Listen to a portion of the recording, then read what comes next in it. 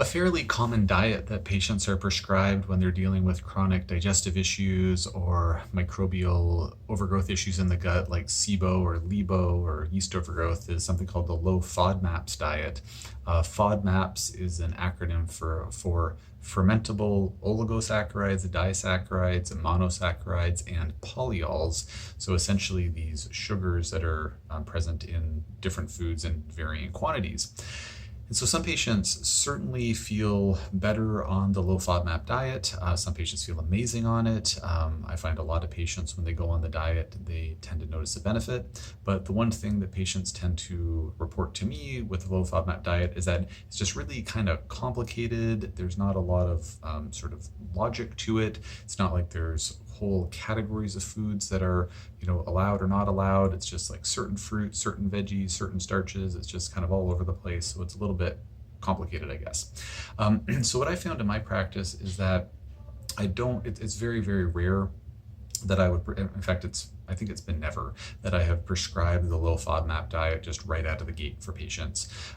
What I typically do is I'll recommend what I refer to as a paleo diet out of the gate. Start with that and see how the patient's feeling. And oftentimes it's, we just got their SIBO results back and they're positive for SIBO or they're positive for LIBO or whatever it happens to be.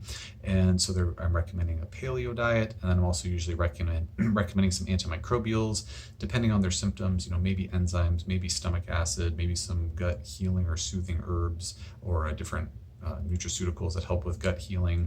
So we usually start with that and then see how things are going. And in many, many cases, we don't need to make the diet more complicated than that.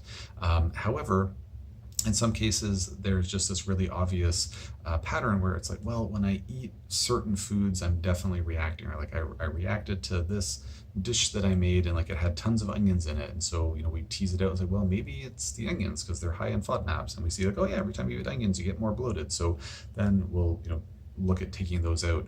But what I'll typically do is if the patient's improving, but it's kind of slow, or they improve and they hit a plateau, or they find that they're feeling better, but when they just after certain meals, they feel worse and they can't quite pin it down, we'll look at the low FODMAP food list and I'll say, well, take a look at these foods. And if there's any foods in there that you're eating regularly, maybe let's try cutting a few of those out and see if you feel better. And I would say maybe 30-40% of the time they'll find one or two or three foods out of that list. They're like, oh yeah, when I cut out onions, or I cut out apples, or I cut out sweet potatoes, that made a difference for me because those are all high FODMAP foods.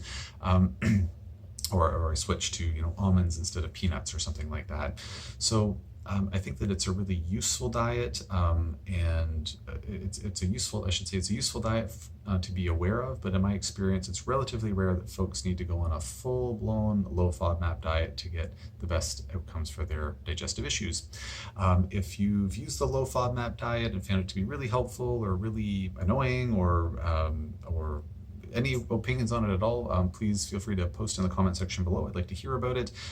Or if there's been a particular diet that's been particularly helpful for you, please leave a quick comment. Let me and other folks know on this thread. And if there are other diets or questions that you're curious about or that you'd like me to speak about, feel free to post in the comment section below, and I will do my best to answer as soon as I can.